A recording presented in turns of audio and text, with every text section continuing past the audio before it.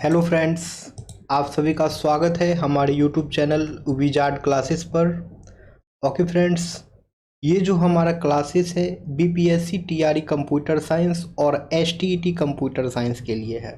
Okay, अगर आप Bihar computer teacher की तैयारी कर रहे हैं तो ये सेशन जो है आपके लिए काफ़ी फ़ायदेमंद है। और इस सेशन में जो है हम लोग एमसीक्यू और साथ में जो है उसका डिस्कशन करेंगे।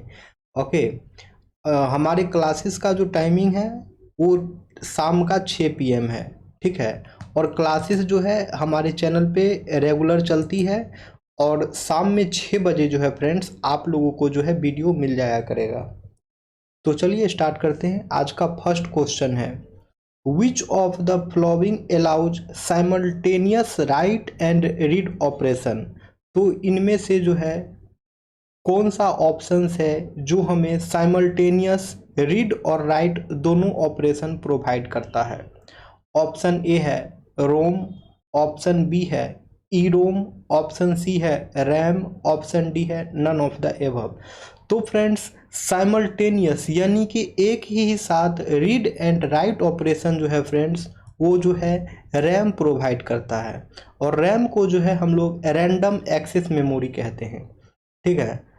तो आइए रैम के बारे में कुछ डिस्कशन कर लें ताकि और भी कॉन्सेप्ट क्लियर हो जाए। तो यही है कि रैम जो है इसका फुल फॉर्म होता है रैंडम एक्सेस मेमोरी। और रैम जो है it is a type of computer memory that allows data to be stored and retrieved on a temporary basis. यानी कि रैम जो है कंप्यूटर मेमोरी का टाइप्स है जो कि अलाउ करता है डेटा को स्टोर और रिट्राइव जो है हम लोग इसमें टेम्पोररी बेसिस पे कर सकते हैं, ठीक है। रैम में जो है डाटा का स्टोर और रिट्राइवल जो है हम लोग टेम्पोररी बेसिस पे कर सकते हैं।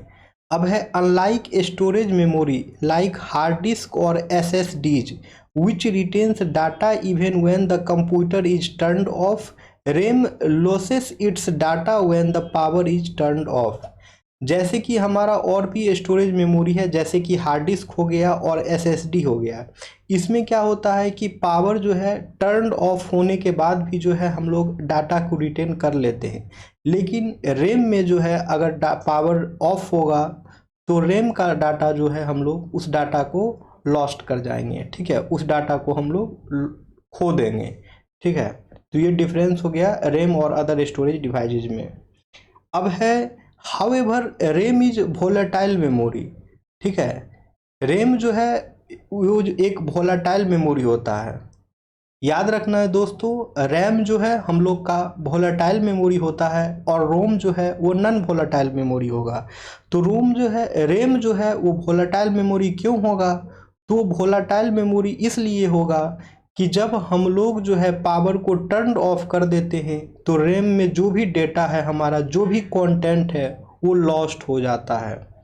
Okay, in a computer system when you open a program और load an application. Computer system में जो है फ्रेंड्स जब हम लोग कोई प्रोग्राम को ओपन करते हैं या फिर किसी एप्लीकेशन को लोड करते हैं, then the operating system loads the necessary data from storage into RAM. तब जो है ऑपरेटिंग सिस्टम जो है हम लोग का जो भी नेसेसरी डाटा है उसको स्टोरेज से जो है रैम में भेज देता है, रैम में लोड कर देता है, so that the CPU can quickly access it when needed. ताकि जो है CPU जो है इसको एक्सेस कर सके जब इसकी ज़रूरत पड़े तब। ओके, अब है next question, a set of instructions are referred to as. Next question है हम लोगों का, इसमें कह रहा है a set of instructions are referred to as, यानी कि सेट ऑफ इंस्ट्रक्शंस को हम लोग क्या कहते हैं। ऑप्शन ए है प्रोग्राम, ऑप्शन बी है कंपाइलर, ऑप्शन सी है हार्डवेयर और ऑप्शन डी है सीक्वेंस। तो फ्रेंड्स, जो सेट ऑफ इंस्ट्रक्शंस होता है उसे हम लोग जो है प्रोग्राम कहते हैं, ठीक है। इस सेट ऑफ इंस्ट्रक्शंस को हम लोग प्रोग्राम कहते हैं। ओके, आइए कुछ डिस्कशन हो जाए प्रोग्राम के बारे में। तो यही है, a set of instructions that perform a specific task और set of task on a computer is commonly referred to as a program. यानी कि सेट ऑफ इंस्ट्रक्शन जो किसी स्पेसिफिक टास्क को परफॉर्म करता है उसे हम लोग प्रोग्राम कहते हैं। या फिर ऐसे भी कह सकते हैं set of task on a computer is commonly refer to as a program. या फिर ऐसे कह सकते हैं कि कंप्यूटर पर जो सेट ऑफ टास्क है उसे भी हम लोग प्रोग्राम कहते हैं। Programs are written in programming languages. Program जो है फ्रेंड्स वो प्रोग्रामिंग लैंग्वेजेज में लिखा होता है and consist of sequence of commands that tell the computer what operations to perform. और ये प्रोग्राम जो है फ्रेंड्स ये जो है सीक्वेंस ऑफ कमांड होता है जो कि कंप्यूटर को बताता है कि अब कौन सा ऑपरेशन को जो है परफॉर्म करना है। ओके, अब है कंपाइलर। हमारे क्वेश्चन में था ना ऑप्शन बी कंपाइलर, तो कंपाइलर के बारे में डिस्कस करेंगे। फिर हार्डवेयर है इसे भी डिस्कस कर लेंगे, फिर सीक्वेंस है इसको भी डिस्कस कर लेंगे। ठीक है, एमसीक्यू और साथ में जो है डिस्कशन भी है। डिस्कशन बहुत ज़रूरी है दोस्तों। ठीक है, तो कंपाइलर के बारे में रिवीजन कर लीजिए आप लोग, रिवाइज हो जाएगा आप सभी का। तो कंपाइलर क्या है? तो compilers are software tools that translate high level programming language into machine code और executable program that can be run on a computer. यानी कि कंपाइलर जो है सॉफ्टवेयर टूल है जो कि हाई लेवल प्रोग्रामिंग लैंग्वेज को मशीन लेवल कोड में कन्वर्ट करता है और executable programs that can be run on a computer, या फिर जो है इसे एग्जीक्यूटेबल प्रोग्राम में कन्वर्ट करता है जो कि कंप्यूटर पे रन हो सके। ठीक है दोस्तों, याद रखना है कंपाइलर क्या करता है। तो कंपाइलर जो है हाई लेवल प्रोग्रामिंग लैंग्वेज को मशीन लेवल लैंग्वेज में कन्वर्ट करता है, ट्रांसलेट करता है। ठीक है, अब हार्डवेयर सब लोग तो जान ही रहे हैं हार्डवेयर के बारे में, फिर भी टॉपिक आ गया है तो रिवीजन कर लिया जाए। तो hardware refers to the physical components of a computer system such as processor, memory, storage device, input output device, other components. ठीक है, तो हार्डवेयर जो है हमारा कंप्यूटर सिस्टम का फिजिकल कंपोनेंट्स होता है, जैसे कि हमारा प्रोसेसर हो गया, मेमोरी हो गया, ठीक है, जैसे रैम हो गया, स्टोरेज डिवाइस में हार्ड डिस्क हो गया, एसएसडी हो गया, इनपुट आउटपुट डिवाइस जैसे कि कीबोर्ड हो गया, माइक हो गया, मॉनिटर हो गया, ये सभी के सभी जो है इनपुट डिवाइस हैं। ठीक है, माउस हो गया, ठीक है, मॉनिटर हो गया एंड अदर कंपोनेंट्स और अदर कंपोनेंट्स ईटीसी, ये सभी के सभी जो है कंप्यूटर के हार्डवेयर डिवाइस है। सिंपली आप लोग सब जानते ही हैं कि हार्डवेयर डिवाइस जो है वो कंप्यूटर का फिजिकल कंपोनेंट्स होता है। ठीक है, while hardware is necessary for running programs. Hardware जो है फ्रेंड्स प्रोग्राम को रन करने के लिए काफ़ी नेसेसरी होता है। It does not inherently refer to a set of instruction. Hardware जो है प्रोग्राम को रन करने के लिए काफ़ी नेसेसरी होता है, लेकिन ये जो है it does not inherently refer to a set of instruction. लेकिन हार्डवेयर को जो है कभी भी हम लोग सेट ऑफ इंस्ट्रक्शन से रेफर नहीं करते हैं। अब है सीक्वेंस क्या होता है। सीक्वेंस भी हमारा ऑप्शन में था तो उस सीक्वेंस को डिस्कस कर लेते हैं। ये बहुत लोगों को नहीं पता होगा सीक्वेंस के बारे में, या फिर भूल गए होंगे तो रिवाइज कर लें। सीक्वेंस क्या है? While programs do often consist of sequences of instructions. ठीक है, प्रोग्राम्स जो है अक्सर consist of sequences of instruction, वो जो है सीक्वेंस ऑफ इंस्ट्रक्शन को कंटेंस करता है, कंसिस्ट करता है। Sequence on its own does not specifically denote a set of instruction in the context of computer science और प्रोग्रामिंग लैंग्वेजेज। लेकिन सीक्वेंस जो है वो अपने जो है specifically denote a set of instruction, वो जो है खुद को a set of instruction denote नहीं करता है in the context of computer science and programming languages. अब है हमारा which of the following is not considered as a peripheral device. Which of the following is not considered as a peripheral device, यानी कि दिए गए options में जो है कौन से ऑप्शंस को जो है हम लोग पेरिफेरल डिवाइस जो है कंसीडर नहीं करेंगे। ऑप्शन ए है सीपीयू, ऑप्शन बी है कीबोर्ड, ऑप्शन सी है मॉनिटर, ऑप्शन डी है ऑल ऑफ द एबव। तो फ्रेंड्स इसमें हो जाएगा सीपीयू। सीपीयू को जो है हम लोग पेरिफेरल डिवाइस कंसीडर्ड नहीं करते हैं। ठीक है, सीपीयू को जो है हम लोग पेरिफेरल डिवाइस कंसीडर नहीं करते हैं। बाकी जो कीबोर्ड हो गया, मॉनिटर हो गया, ये दोनों का दोनों जो है पेरिफेरल डिवाइस है। अब हम लोग जानते हैं, आइए, कि सीपीयू को जो है पेरिफेरल डिवाइस क्यों नहीं कहते हैं, तो इसका डिस्कशन देखिए। Peripheral devices are hardware components connected to a computer. ठीक है, पेरिफेरल डिवाइस जो होता है फ्रेंड्स, वो हार्डवेयर कंपोनेंट्स होता है जो कि कंप्यूटर से कनेक्टेड होता है। That expands its functionality but are not part of the core computing unit. ठीक है, तो पेरिफेरल डिवाइस क्या करता है, कंप्यूटर के फंक्शनैलिटी को एक्सटेंड भी करता है, but are not of the core computing unit, लेकिन जो है ये कोर कंप्यूटिंग यूनिट का जो है पार्ट नहीं होता है। ठीक है, but are not part of the core computing unit. और हमारा सीपीयू क्या है, कोर कंप्यूटिंग यूनिट का ही पार्ट है। इसलिए जो है दोस्तों, सीपीयू पेरिफेरल डिवाइसेज नहीं होगा। ओके, क्यों नहीं होगा, तो CPU is the core computing part of the computer system. They typically facilitate input, output and storage function. Peripheral device क्या करता है, तो इनपुट, आउटपुट और स्टोरेज फंक्शन को जो है फैसिलिटेट करता है। अब है सीपीयू। सीपीयू के बारे में देखिए।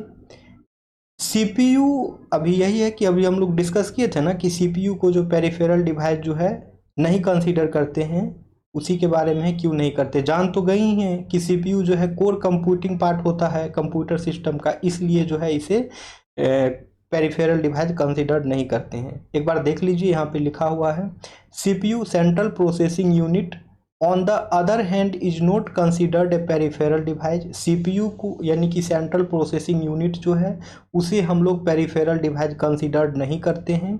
It is the primary component of a computer. CPU जो है कंप्यूटर का प्राइमरी कंपोनेंट होता है। Responsible for executing instructions, performing calculations and managing data, जो कि रिस्पॉन्सिबल होता है इंस्ट्रक्शंस को एग्जीक्यूट करने के लिए, कैलकुलेशन को परफॉर्म करने के लिए और डेटा को मैनेज करने के लिए। The CPU is the core computing unit while peripheral devices are external to it and provide additional functionality. ठीक है, तो जान तो हम लोग गए ही हैं कि सीपीयू जो है हमारा कोर कंप्यूटिंग सिस्टम होता है, इसलिए जो है ये पेरिफेरल डिवाइस नहीं है। और पेरिफेरल डिवाइस क्या होता है, तो पेरिफेरल डिवाइस जो है वो एक्सटर्नल डिवाइस होता है। ठीक है, जो कि कंप्यूटर को एडिशनल फंक्शनैलिटी प्रोवाइड करता है, तो याद रखना है। अब है to delete a file without allowing it to store in recycle bin. To delete a file without allowing it to store in recycle bin. कोई फाइल को हम लोग डिलीट करते हैं और उसे जो है रिसाइकल बिन में नहीं भेजना चाहते हैं, तो कौन से की को प्रेस करेंगे कि वो फाइल हमारा डिलीट भी हो जाएगा और रिसाइकल बिन में स्टोर भी नहीं होगा। ऑप्शन है प्रेस डिलीट की, सिर्फ डिलीट की को प्रेस करना है। ऑप्शन बी है प्रेस शिफ्ट प्लस डिलीट की, शिफ्ट के साथ में डिलीट की को प्रेस करना है। ऑप्शन सी है प्रेस कंट्रोल प्लस डिलीट की, कंट्रोल की के साथ जो है डिलीट की को प्रेस करना है।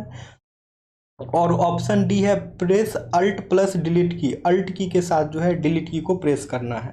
तो फ्रेंड्स, हम लोग जो है शिफ्ट प्लस डिलीट की का जो है इस्तेमाल करके, शिफ्ट प्लस डिलीट की का इस्तेमाल करके जो है कोई भी फाइल को परमानेंटली डिलीट कर सकते हैं और वो रिसाइकल बिन में स्टोर नहीं होगा।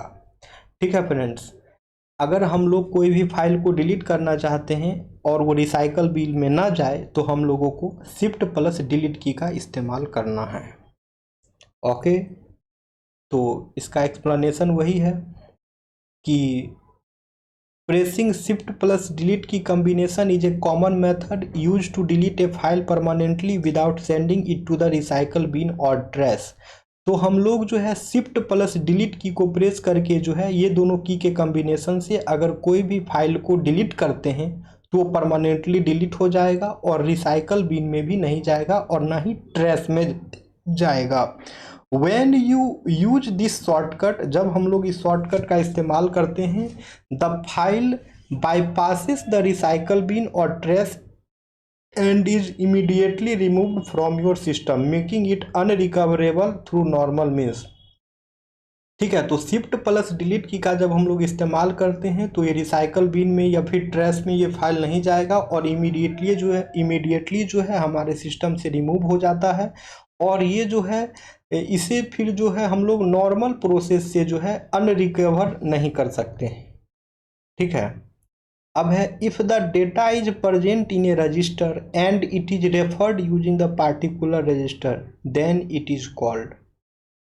If the data is present in a register and it is referred using the particular register then it is called. यानी कि अगर डेटा जो है रजिस्टर में प्रेजेंट है and it is referred using the particular register और उसे जो है हम लोग पार्टिकुलर रजिस्टर से रेफर कर रहे हैं तो हम लोग उसे क्या कहते हैं। ऑप्शन ए है direct addressing mode, option B है register addressing mode, option C है indexed addressing mode, option D है इमीडिएट एड्रेसिंग मोड। तो फ्रेंड्स हम लोग जो है इसे कहते हैं रजिस्टर एड्रेसिंग मोड। तो हम लोग जो है इसे कहते हैं रजिस्टर एड्रेसिंग मोड। यानी कि अगर डाटा रजिस्टर में प्रेजेंट है and it is referred using the particular register और हम लोग जो है उसे किसी पार्टिकुलर रजिस्टर से रेफर करते हैं तो उसे रजिस्टर एड्रेसिंग मोड कहा जाता है। अब है रजिस्टर एड्रेसिंग मोड क्या होता है।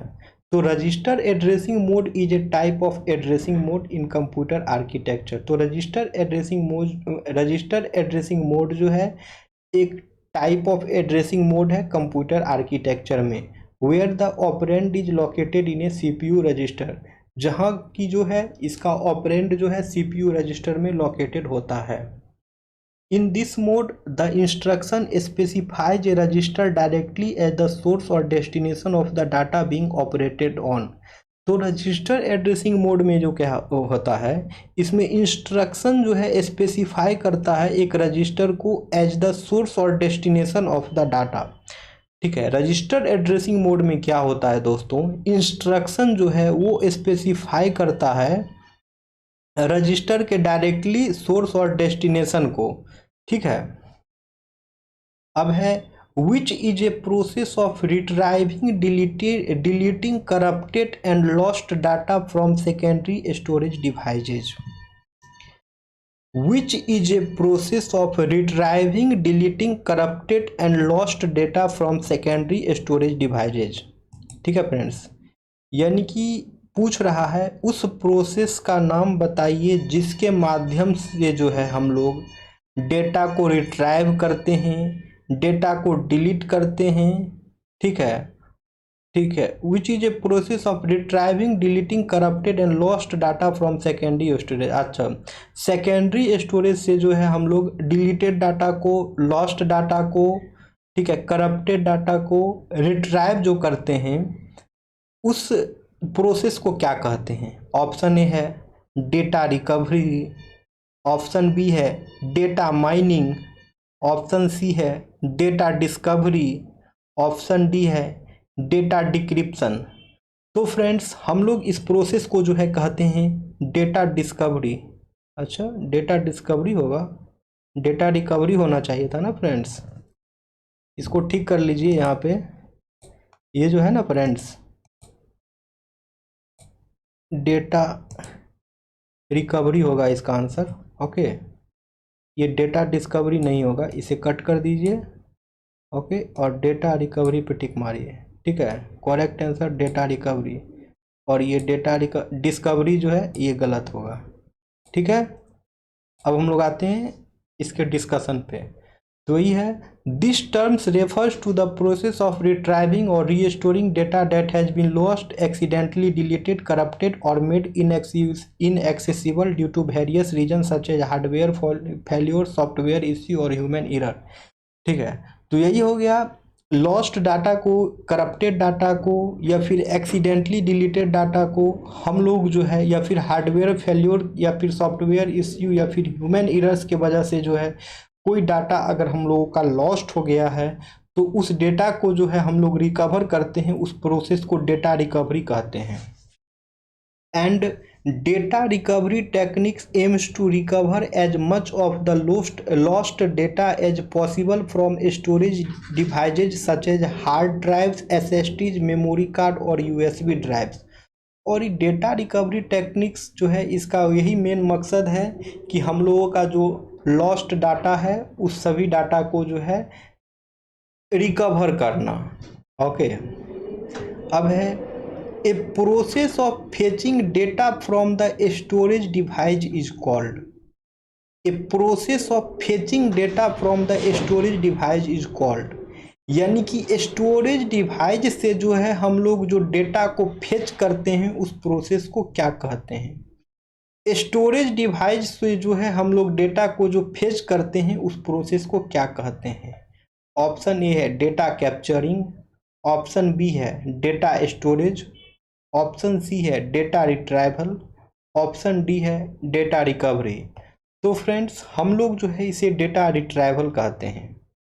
ठीक है, स्टोरेज डिवाइस से जो है हम लोग डेटा को जो फेच करते हैं उस प्रोसेस को डेटा रिट्राइवल कहते हैं। स्टोरेज डिवाइस से जो है फ्रेंड्स हम लोग जो है डेटा को फेच करते हैं उस प्रोसेस को डेटा रिट्राइवल कहते हैं। अब इसका डिस्कशन है। Data retrieval is the process of accessing और fetching data from storage medium such as hard drive, database, cloud storage और any other type of data repository.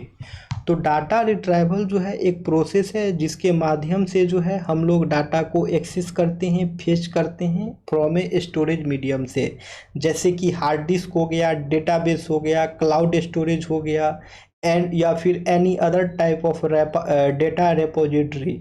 तो इन सभी से जो है हम लोग जो है डेटा को फेच करते हैं, उसे ही डेटा रिट्राइवल कहा जाता है।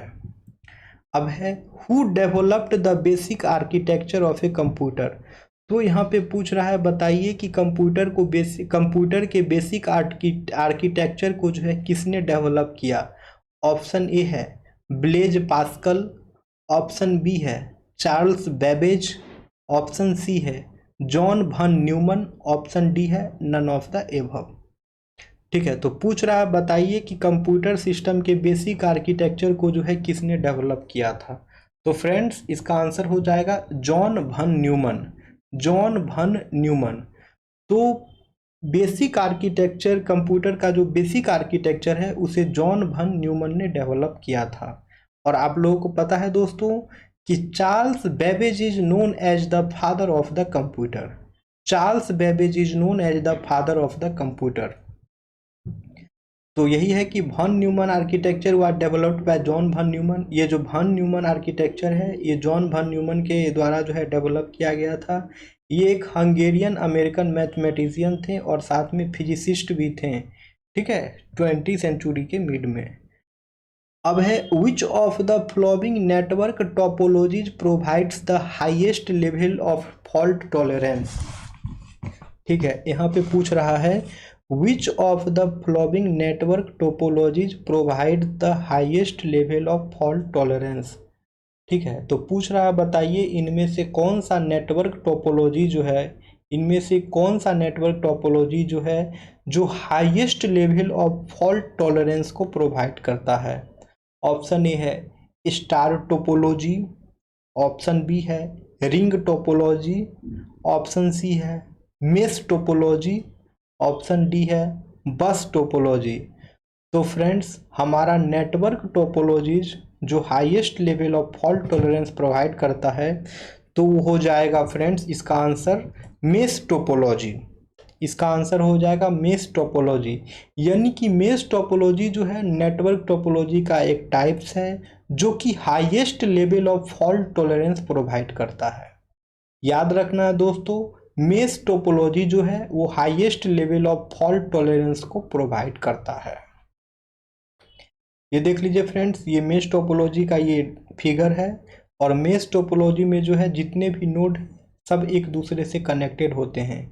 ठीक है, मेश टोपोलॉजी का ये डायग्राम है और मेश टोपोलॉजी में जो है फ्रेंड्स जितने भी नोड होते हैं वो सभी के सभी जो है फ्रेंड्स एक दूसरे से कनेक्टेड होते हैं। ओके, तो आइए मेश टोपोलॉजी के बारे में पढ़ें। ये डायग्राम तो अभी हम लोग देखे ही थे मेश टोपोलॉजी का, ठीक है। तो इसमें देख ही रहे हैं सारे नोड जो है एक दूसरे से कनेक्टेड हैं। तो in a mesh network topology every device is connected to every other device in the network. तो यही बात लिखा है यहाँ पे कि मेश नेटवर्क टोपोलॉजी में जो है जितने भी डिवाइस हैं, एवरी डिवाइस जो हैं वो एवरी अदर डिवाइस से कनेक्टेड होते हैं। वही चीज़ जो है यहाँ डायग्राम भी दिखा रहा है। This redundancy means that if one connection or device fails, there are usually multiple alternate paths for data to reach its destination. तो ये redundancy जो है ये बता रहा है कि इसमें जो है अगर कोई एक कनेक्शन या फिर एक डिवाइस फेल भी कर जाता है तो भी जो है हमारा डेटा जो है मल्टीपल अल्टरनेट पाथ को यूज करके वो अपने डेस्टिनेशन पर पहुंच ही जाएगा।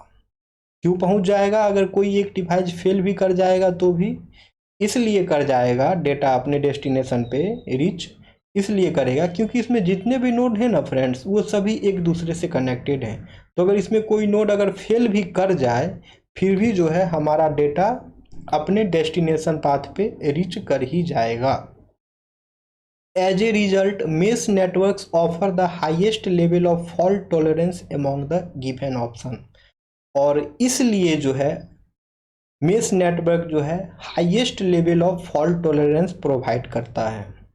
तो क्लियर हो गया, मेश नेटवर्क जो है highest level of fault tolerance को क्यों प्रोवाइड करता है। तो मेश नेटवर्क जो है फ्रेंड, मेश टोपोलॉजी जो है फ्रेंड्स वो highest level of fault tolerance इसलिए प्रोवाइड करता है क्योंकि इसमें जितने भी नोड हैं वो सभी एक दूसरे से इंटरकनेक्टेड होते हैं।